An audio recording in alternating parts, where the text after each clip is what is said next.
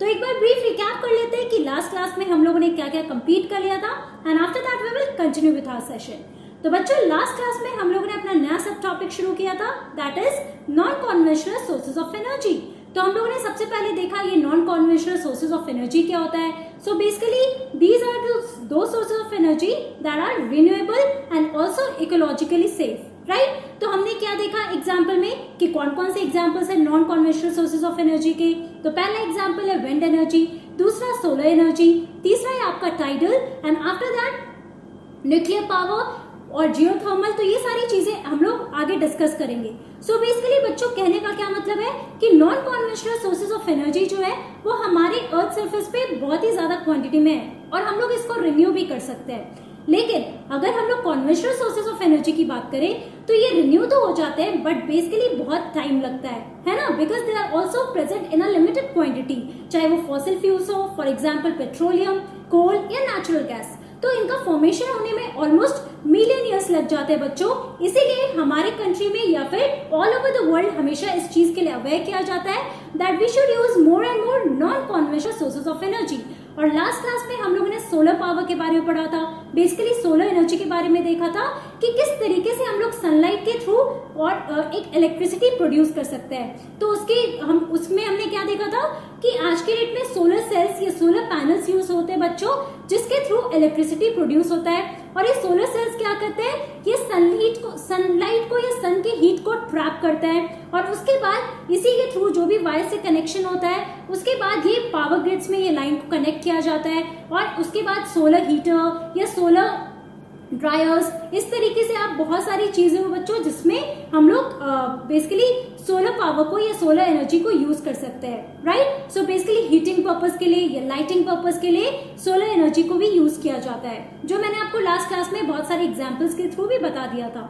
अब आज की क्लास में हम लोग विंड एनर्जी के बारे में बात करेंगे, that is another example of your non conventional sources of energy. अब हम देखते हैं विंड से हम लोग कैसे एनर्जी या फिर बेसिकली इलेक्ट्रिसिटी प्रोड्यूस कर सकते हैं। Okay, so wind is an inexhaustible source of energy, right. So basically wind is also a renewable source of energy जिसको बार बार रिन्यू किया जा सकता है और हमारे अर्थ सरफेस पे एम्पल क्वांटिटी में है ना।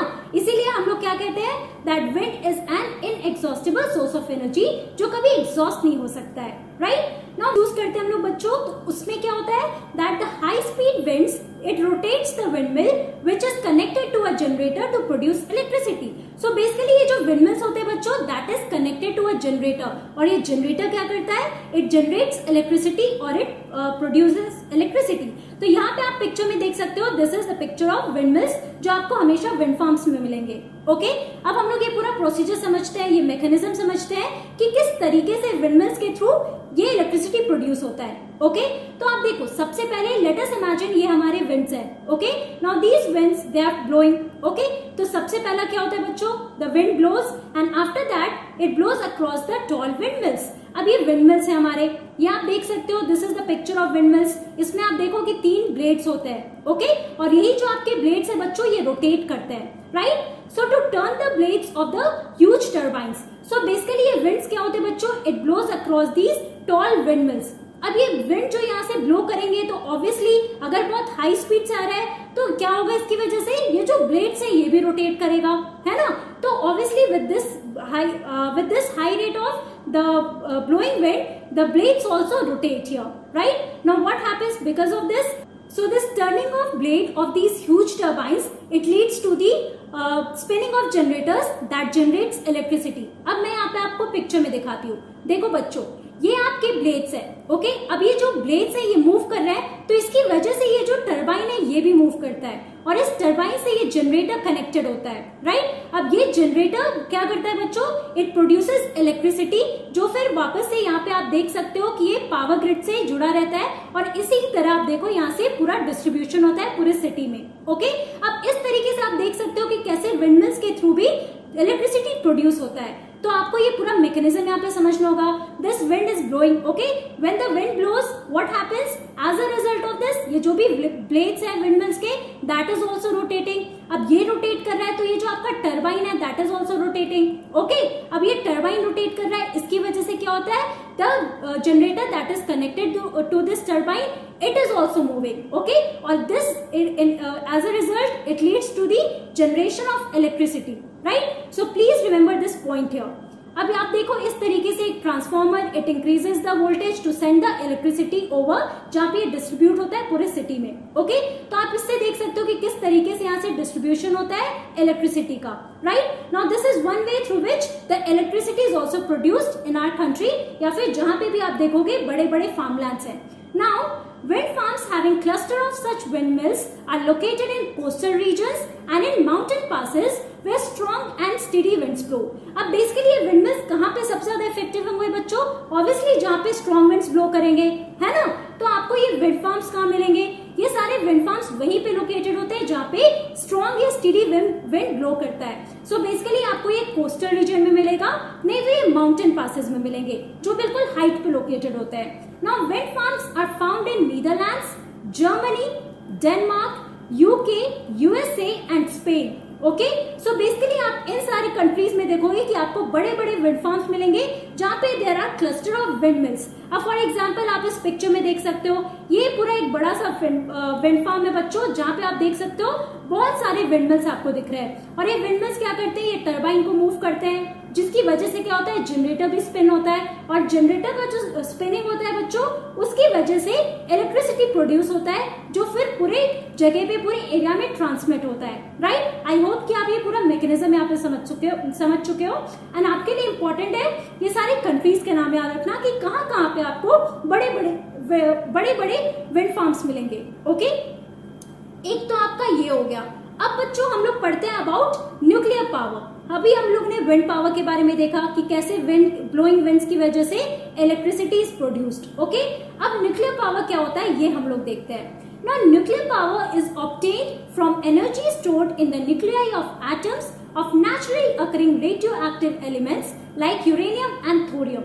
So basically बच्चों आप ये अपने केमिस्ट्री क्लास में पढ़ोगे about the radioactive elements। तो हमारे अर्थ सरफेस पे बहुत सारे नेचुरली अकरिंग रेडियोएक्टिव एलिमेंट्स हैं, फॉर एग्जाम्पल यूरेनियम, थोरियम। तो जो ये रेडियोएक्टिव एलिमेंट्स होते हैं बच्चों, इनसे क्या होता है, सो न्यूक्लियर पावर जनरेट होता है। अब वो कैसे होता है, तो this is obtain through the energy that is stored in the nuclei of these atoms. Okay, so basically इनके अंदर जो न्यूक्लियाई होता है, जो एनर्जी स्टोर्ड होता है बच्चों, उसकी वजह से न्यूक्लियर पावर जनरेट होता है, ये ऑब्टेन किया जाता है। Now these fuels undergo nuclear fission in nuclear reactors and emit power।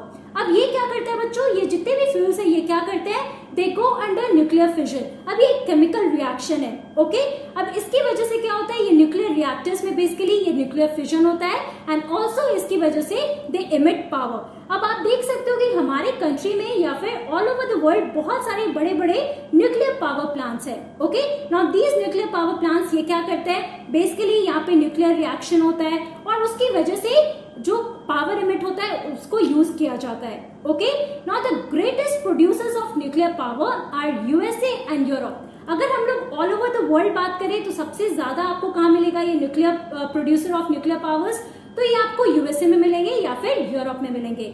Now this is the picture of your nuclear reactor. ये न्यूक्लियर पावर प्लांट है बच्चों, यहाँ पे आप देख सकते हो बेसिकली ये जो होता है एक न्यूक्लियर रिएक्टर होता है। अब ये पूरा मैकेनिज्म अगेन हम लोग एक पिक्चर के थ्रू समझने की कोशिश करते हैं। सो यहाँ पे आप देख सकते हो ये जो आपका न्यूक्लियर रिएक्टर होता है बच्चों, इसके में आप देखो this is the containment structure जो अभी आपको मैंने दिखाया। अब इसके अंदर आप देखो बहुत सारे वेसल्स होते हैं, रिएक्टर वेसल्स होते हैं, राइट। अभी आप अपने सीनियर क्लासेस में ये पूरा मैकेनिज्म और अच्छे से समझ सकते हो। यहाँ पे जस्ट फॉर योर नॉलेज मैं आपको ये समझा रही हूँ। तो यहाँ पे आप देखो कि रिएक्टर वेसल जो होता है बच्चों, इसमें ये सारे जो एटम्स होते हैं, जो रेडियो एक्टिव एलिमेंट्स होते हैं, ये इसमें स्टोर्ड होते हैं, राइट। अब ये स्टीम जनरेटर है, तो ये पूरा आप देखो प्रोसेस होता है जिसके थ्रू ये टरबाइन के थ्रू जाते हैं। ओके, टरबाइन में ये पूरा पास किया जाता है एलिमेंट्स को, और उसके बाद ये जनरेटर से कनेक्टेड है। अब ये जनरेटर से कनेक्टेड है, तो जनरेटर का क्या काम होता है बच्चों, ऑब्वियसली टू एमिट पावर या टू जनरेट इलेक्ट्रिसिटी।